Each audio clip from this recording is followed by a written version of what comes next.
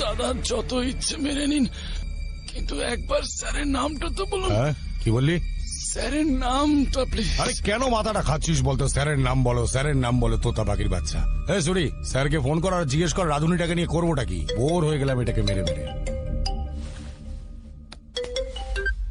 Hello sir. আমি কথা বলবো। চুপ স্যার, এও হতে পারে না স্যার। আরে অন্ধ এই সে, একটুতে হবে না।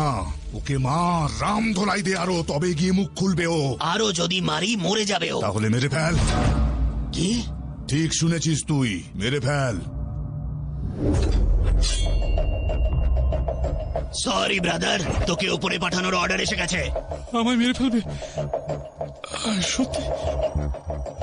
আমি কি করেছি? আমায় কেন মারবে?